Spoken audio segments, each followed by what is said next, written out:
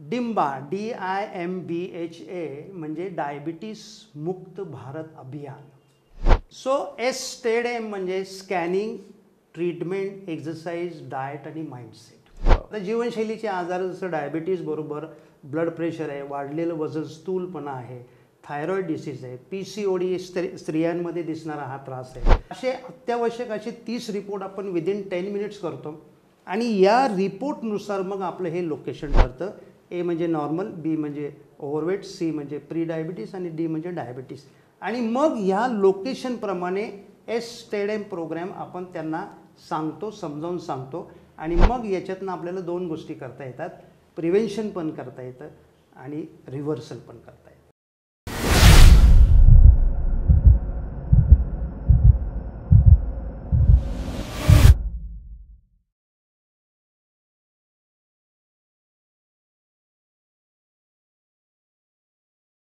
नमस्कार, माझं नाव अभिजित देसाई आणि आज एकोज ऑफ फेम या सदरामध्ये आपल्या सर्वांचं स्वागत आहे.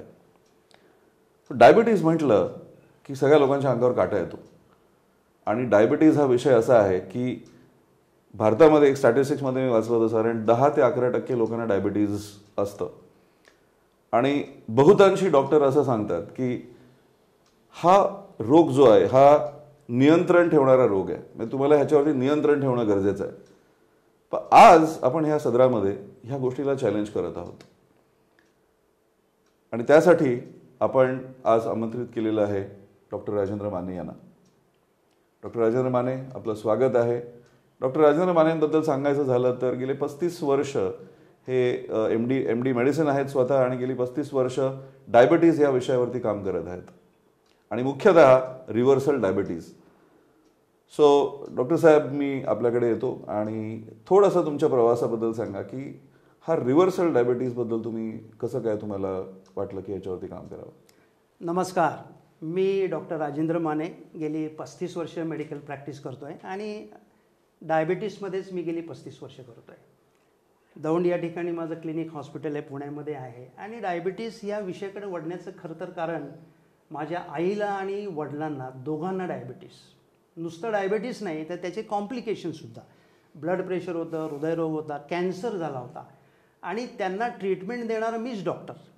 आणि जी मी ट्रीटमेंट देत होतो ती ट्रीटमेंट देत असतानासुद्धा एवढे कॉम्प्लिकेशन त्यांना जेव्हा मी बघितले तेव्हा माझ्या असं मनात आलं की याला काहीतरी सोल्युशन आपल्याला काढायला पाहिजे. आणि मग त्या दिशेने मी प्रवास सुरू केला आणि आता आम्ही डायबिटीस रिव्हर्सलसुद्धा करतो. उत्तम. मला त्याच संदर्भात थोडंसं जाणून घ्यायचं होतं की पहिल्यांदा जेव्हा मी ह्या आपल्या क्लिनिकमध्ये आलो आणि मला कुठेतरी ते डिंबा असं काहीतरी दिसलं, माझी उत्सुकता वाढली की हे डिंबा म्हणजे नक्की काय. सो थोडंसं सांगाल का आम्हाला. डिम्बा DIMBHA म्हणजे डायबिटीस मुक्त भारत अभियान.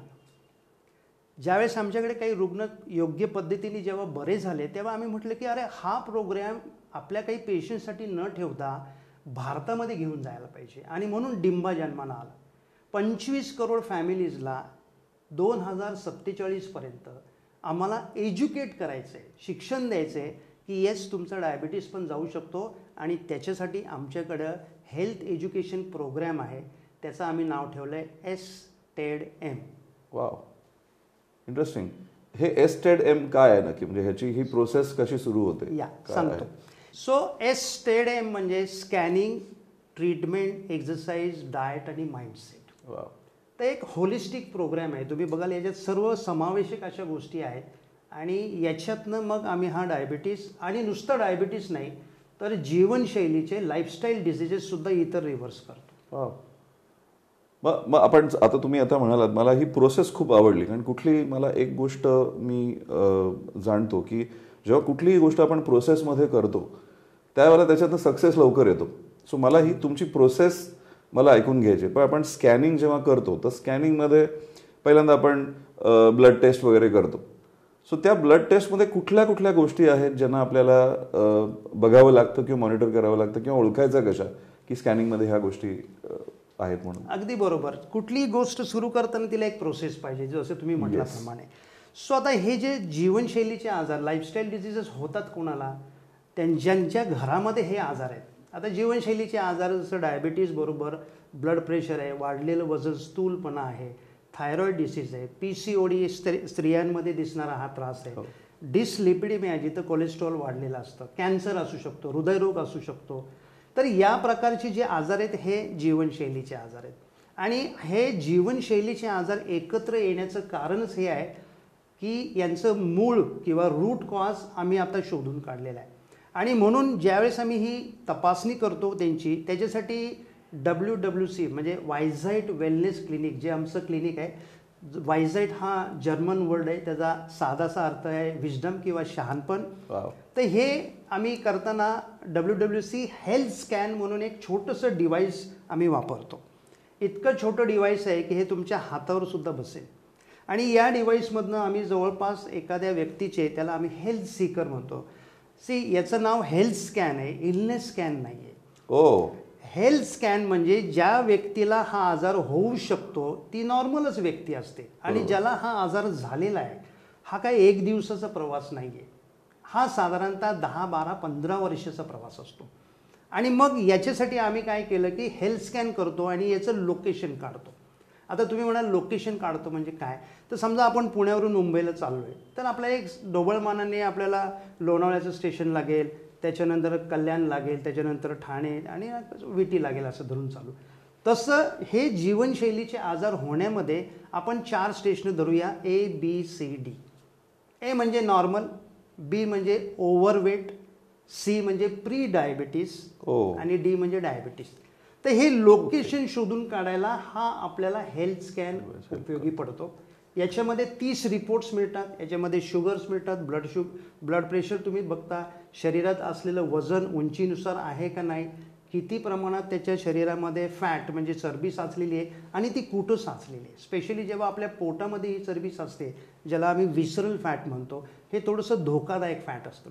आणि ह्या सगळ्या गोष्टी, BMI असतो, बेझल मेटाबॉलिक रेट असतो, बॉडीमध्ये मसल्स किती आहेत आणि याच्याबरोबर मिनरल्स काय आहेत, प्रोटीन्स किती आहे, तुमच्या शरीरात पाण्याचं प्रमाण, असे अत्यावश्यक असे 30 रिपोर्ट आपण विदिन 10 मिनिट्स करतो. आणि या रिपोर्टनुसार मग आपलं हे लोकेशन ठरतं. A म्हणजे नॉर्मल, B म्हणजे ओव्हरवेट, C म्हणजे प्री डायबिटीस आणि D म्हणजे डायबिटीस. आणि मग ह्या लोकेशनप्रमाणे STEM प्रोग्रॅम आपण त्यांना सांगतो, समजावून सांगतो. आणि मग याच्यातनं आपल्याला 2 गोष्टी करता येतात, प्रिव्हेन्शन पण करता येतं आणि रिव्हर्सल पण करता येतं. इंटरेस्टिंग. खूपच डिटेलमध्ये. म्हणजे मला हे पहिल्यांदा समजतंय की एका स्कॅनमधून तुम्हाला ह्या सगळ्या गोष्टी एका ह्याच्यामध्ये, कुणालाही ब्लड रिपोर्ट स्पेशली काही करायची गरज नाही आहे, या एका स्कॅनवरून तुम्हाला बऱ्याच गोष्टी. ब्लडचा होतो, ओके, शुगरचा, कारण शुगर 200 असेल तर तुम्ही स्ट्रेट वे डायबिटीस म्हणजे D मध्ये गेलेला, राईट. त्याच्यात ब्लड प्रेशर चेक केलं जातं, तुम्ही C लोकेशनमध्ये प्री डायबिटीसमध्ये असू शकता, वजनावरून पण कळतं. तर या पण टेस्ट त्याच्यामध्ये होतं. ओके. सो डॉक्टर साहेब, तुम्ही बोलता बोलता एक म्हणालात की रूट कॉज. आता रूट कॉज वरून कसं ओळखायचं की बाबा, किंवा हा रूट कॉज आहे हे आपल्याला कसं ओळखता येईल, थोडं जरा विस्तारित करून सांगा बरं. जसं मगाशी मी म्हटलं की जीवनशैलींचे म्हणजे लाईफस्टाईल डिसीजेस गेल्या 20 ते 30 वर्षामध्ये भारतातच नव्हे, महाराष्ट्रात नव्हे, तर ऑल ओव्हर वर्ल्ड सगळ्यांची लाईफस्टाईल चेंज झालेली, ट्रू, फास्ट झालेली आपल्याला दिसतं. परंतु त्याच्यात काही महत्त्वाचे बदल झालेले आहेत. त्याच्यात सगळ्यात महत्त्वाचा बदल आपल्या डाएटमध्ये झालेला आहे. दुसरा बदल झालेला आहे आपल्या जीवनशैलीमध्ये. आपण झोपतो कधी, झोपेचं प्रमाण किती आहे, एक्झरसाईजचं प्रमाण किती आहे. आणखी एक महत्त्वाची गोष्ट म्हणजे पोल्युशन, आणि याच्याबरोबर सगळ्यात महत्त्वाचं स्ट्रेस. तो या 5 ते 6 गोष्टी, याला आपण त्याला एक रूट कॉज धरूया. आता ह्या सगळ्या गोष्टीमध्ये काय झालेलं आहे की आपल्या बॉडीमध्ये हार्मोन्सचे चेंजेस होतात, राईट. आणि हार्मोन्स आपली बॉडी कंट्रोल करत असते. आणि हार्मोन्सचे चेंजेस झाल्यानंतर हळूहळू हे आजार होतात. आणि याच्यामध्ये सगळ्यात महत्त्वाचा जो हार्मोन आहे तो आहे इन्सुलिन. याच्यामध्ये थायरॉइड हार्मोन्स आहेत, याच्यामध्ये कॉर्टिसॉल्स आहेत, पण सगळ्यात महत्त्वाचा हार्मोन आपण तर त्याला ढोनी म्हणूया. आता ढोनी नाव मुद्दाम घेतो मी कारण कॅप्टन आहे तो, तसा हा कॅप्टन आहे की जो हे सगळे आजार कंट्रोल करतो, इनफॅक्ट सुरू करतो. आणि एकदा का तुमच्या शरीरामध्ये इन्सुलिन रेजिस्टन्स म्हणजे इन्सुलिनचा अवरोध सुरू झाला की मग हे हळूहळू आजार, जसं एखाद्या झाडाला वेगवेगळ्या फांद्या फुटतात तसं यायला सुरुवात होते. आणि बऱ्याच वेळा त्याची सुरुवात फॅटी लिव्हरपासून होते, मग वजन वाढायला लागतं, मग शुगर किंवा BP वाढू शकतं, हृदयाचा आजार एखादा येऊ शकतो. आणि मग हळूहळू हे सगळे आजार येतात. राईट. दुर्दैवाची बाब अशी आहे की हे सगळे जीवनशैलीचे आजार एकेकाळी 30-40 वर्षानंतर दिसायचे, आता लहान मुलांमध्ये दिसायला लागलेले आहेत. खरं आहे, बिलकुल, अगदी. आमच्या क्लिनिकमध्ये 8-9 वर्षाची मुलं आहेत, 10-12 वर्षाची मुलं आहेत की ज्यांची 300-350 शुगर आणि वजन म्हणाल तर 90 किलो, 92 किलो, 94 किलो. पण थँक गॉड ह्या STEM प्रोग्रॅमनी 1.5 ते 2 महिन्यात ते पण रिव्हर्स झाले. सो लाईफस्टाईल बदलांमुळं हार्मोन्स बदलतात आणि ओव्हर द पिरियड 12 ते 15 वर्षामध्ये हे सगळे आजार उत्पन्न होतात, एका पाठोपाठ एक, काही 2 वर्षांनी, काही 3 वर्षांनी. सगळेच आजार डायबिटीसनी सुरू होत नाही, काहींना ब्लड प्रेशर आधी होईल, काहींना हृदयरोग आधी होईल. तुमचे जीन्स कसे आहेत त्याच्यावरती हे ठरलेलं असतं. खूपच इंटरेस्टिंग आहे. मला माझी उत्सुकता आणखीन वाढत चालली ह्या तुम्ही सांगताय त्याच्यावरून. सो मी म्हटलं की 1-2 प्रश्न आहेत. तर एक म्हणजे असं की असं म्हटलं जातं की पुरुष आणि स्त्री ह्या दोघांमध्ये काय रेशो असेल डायबिटीसचा. पुरुषांना मी एक बघितलंय की स्त्रियांना जास्त असतो आणि पुरुषांना कमी असतो. तर असं काही आहे का, म्हणजे तो त्याच्यात काही तुम्ही बरोबर सांगू शकाल आहे. का? आता जनरल जर बघितलं तर आपल्याला माहिती आहे की स्त्रियांच्या शरीरामध्ये थोडंसं पुरुषांच्या शरीरापेक्षा फॅट जास्त असतं. ओके. सो त्या 45 वयापर्यंत त्या बऱ्यापैकी प्रोटेक्टेड असतात, कारण त्यांच्या शरीरात जे हार्मोन्स असतात. Right right right. आणि म्हणून सुरुवातीला तरी 45 वयापर्यंत पुरुष जास्त असतात, पण स्त्रिया त्यांना कॅचअप करतात आणि मग 60मध्ये दोन्ही इक्वल होऊन जातात. ओके. आणि दुसरं असं, तुम्ही स्ट्रेसबद्दल बोलत होतात की स्ट्रेस हे एक मूळ कारण आहे. तर म्हणजे स्ट्रेस कशा पद्धतीचं, म्हणजे कुठल्या प्रकारचं, तो स्ट्रेस कुठलाही असू शकतो, असं काही त्याला हे नाही. पण आयडेंटिफाय कसं करायचं की स्ट्रेसमुळेच आहे का, तो एक्सेस साखर खाल्ल्यामुळे आहे का, ते जीन्स आहे का, ते आय मीन कल्चरल आहे. सो हे कसं ओळखायचं की. बरोबर आहे. आता मगाशी सांगितल्याप्रमाणे आपण 4 गोष्टी बघितल्या: डाएट, स्ट्रेस, पोल्युशन आणि लाईफस्टाईलमध्ये तुमचं एक्सरसाइज किंवा स्क्रीन टाईम वाढला आहे आजकाल, किंवा रात्री उशिरा. हिस्ट्रीवरून आपल्याला कळतंच. आता आम्ही त्यांना विचारलं, आता एक उदाहरण सांगतो. आमच्याकडे एक पेशंट आला होता, 350 शुगर होती. जेव्हा ते आमची डाएट हिस्ट्री बघितली तर 15 कप चहा रोज पित होता. म्हटलं बाबा रे का पितो असं? तर तो म्हटला की माझं हॉटेल आहे, मी दुसऱ्यांना चहा देतो आणि स्वतः पण पितो. सो हिस्ट्रीवरूनच आपल्याला हे सांगता येतं की याला काय प्रॉब्लेम. आता त्यांना आपण स्ट्रेस विचारू शकतो की तुम्हाला स्ट्रेसचं प्रमाण किती आहे. आम्ही असं विचारतो की 10 म्हणजे अगदी अनलिमिटेड, 1 म्हणजे अगदीच किरकोळ, आणि याच्या प्रमाणात किती, तर ते सांगतात, क्वांटिफाय करतात. 5 आहे, 10 आहे वगैरे. मग तो कुठला आहे, नाही फायनान्शियल खूप आहे, फॅमिलियल खूप आहे, आजाराचं खूप आहे, कॉम्प्लिकेशन्स आहे, असे ते स्ट्रेस पण सांगतात. तर हिस्ट्रीवरूनच आपल्याला हे कळून जातं की यांचा मेन प्रॉब्लेम. सगळीकडे इक्वल हे तुमचं कॉन्ट्रीब्युशन नसतं. राईट. काही ठिकाणी डाएट मेजर असेल तर आम्हाला डाएटवर फोकस करावं लागणार, स्ट्रेस जास्त असेल तर स्ट्रेस रिलीव्ह करावं लागणार, एक्सरसाइज करत नाही तर एक्सरसाइज करायला होणार. आता काही लोक शिफ्ट ड्युटीजमध्ये काम करतात, रात्रीची ड्युटी करतात, तर त्यांना बाबा हे सांगून बघू शकतो आपण की बा रात्रीच्या ऐवजी दिवसात मिळू शकत असेल तर घ्या, किंवा ॲटलिस्ट तुमचं झोपेचं प्रमाण वाढवा. अशा पद्धतीने आपण ते ओळखू शकतो. हेल्थ स्कॅन जो आपण करतो या छोट्या डिव्हाइसमध्ये, याच्यामध्ये स्ट्रेससुद्धा मोजता येतो. आणि तो स्ट्रेस इमिजिएटली ते सांगतात, याच्यामध्ये काही व्हॅल्यूज त्यांनी दिलेले आहेत. तर स्ट्रेससुद्धा, आता आमच्याकडे बऱ्याच वेळा लोक येतात, आम्ही हे ज्यावेळेस त्यांना सांगतो आणि त्यांना विचारतो तुम्हाला काही सध्या स्ट्रेस आहे का, कित्येक लोक रडायला सुरुवात करतात. तो हा प्रश्न कोणी विचारलेला नसतो. आणि कसं होतं की बऱ्याच वेळा गर्दी आणि बाकीच्या गोष्टींमुळे ट्रीटमेंट घेण्यावर आणि देण्यावरती जास्त भाग पडतो. परंतु STEM प्रोग्राम मगाशी म्हटल्याप्रमाणे होलिस्टिक असल्यामुळे त्याची पर्सनॅलिटी कशी आहे, त्याची झोप कशी आहे, त्याच्या बाकीच्या गोष्टी कशा आहेत, त्याचं डाएट कसं आहे, म्हणून आपण हा अशा पद्धतीने हा प्रोग्राम केलेला आहे. खूपच इंटरेस्टिंग आहे. माझी उत्सुकता आणखीन वाढत चालली आहे तुम्ही जसं सांगताय तसं. कारण आमच्या घरातच जवळजवळ 4 पेशंट्स आहेत आणि ह्या सगळ्या गोष्टी कधी विचारात कधी आलेल्या नाही आहेत. पण आज आता तुम्ही सांगताय म्हटल्यानंतर मला असं वाटायला लागलं की आणखीन थोडंसं जाणून घेऊया ह्याच्याबद्दल. सो मला आता सांगा की आपण स्कॅनिंग बघितलं, तुम्ही सांगितलं की ह्या गोष्टी स्कॅन होतात, स्ट्रेस लेवल कळते, तुमच्या शरीरामध्ये कुठल्या टाईपचे हे आहेत त्याच्यावरती कळतं आपल्याला.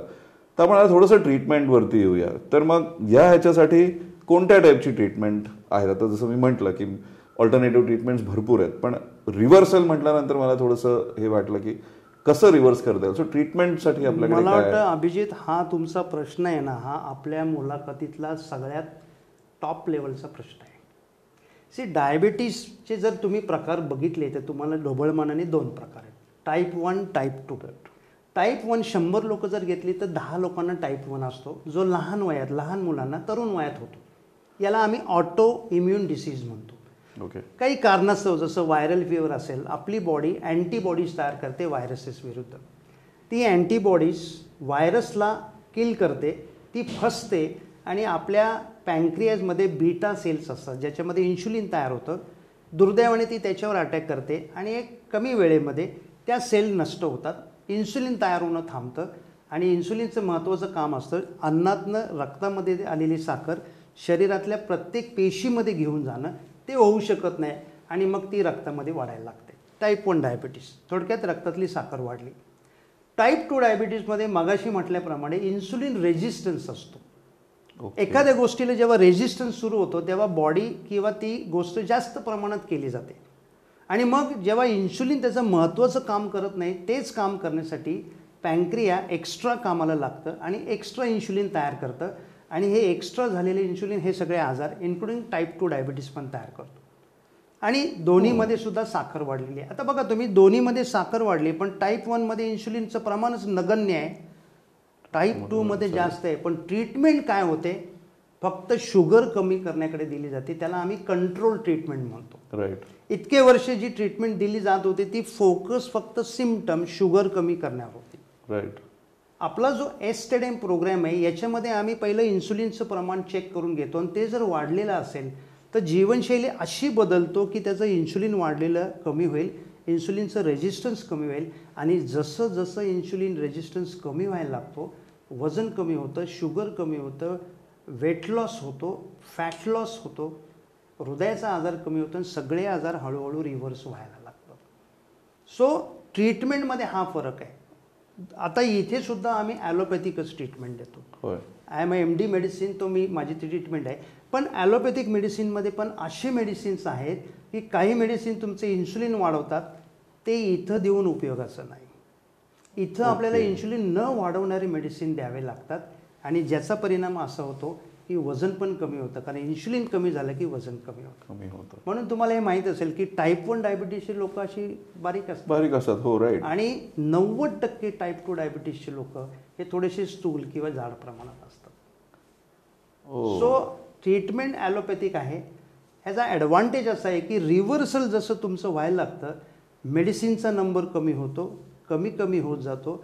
एक वेळ अशी येते मेडिसिन घेण्याची सुद्धा तुम्हाला गरज राहत नाही, फक्त लाईफस्टाईल मेंटेन करून तुम्ही मेंटेन राहू शकता. सिरियसली? येस. औषधांची गरजच पडत नाही. आमचा अनुभव तुम्हाला सांगतो की गेल्या 7 ते 8 वर्षामध्ये जवळपास 12 ते 13 हजार याच्यावरती पेशंट्स आहेत. त्यातले 700 ते 800 असे लोक आहेत की ज्यांचे पूर्ण मेडिसिन थांबलेले आहेत आणि ते काही असे आहेत की ज्यांना इन्सुलिन पंप बसवले होते. जे रेग्युलरली इन्सुलिन 120-130 युनिट्स दिवसातनं घेत होते, ही लोकंसुद्धा रिव्हर्स झालेली आहेत. आणि म्हणून आम्हाला फार आनंद होतो की एखाद्याच्या आयुष्यामध्ये जर का आपण त्याला आजारमुक्ती देऊ शकलो आणि एक हेल्दी लाईफ देऊ शकलो तर त्याचं जे समाधान पण आम्हाला मिळतं ते प्रचंड आहे. कधी पण प्रश्नच नाही आहेत. अगदी बरोबर. सो आपण आत्ता स्कॅनिंग आणि ट्रीटमेंट हे 2 गोष्टी आपण बघितल्या. आता आपण पुढच्या भागामध्ये बघूया एक्सरसाइज आणि डायट काय असतं आणि ते कशा पद्धतीने करायचं. सो आपण पुन्हा भेटू पुढच्या एपिसोडमध्ये. धन्यवाद.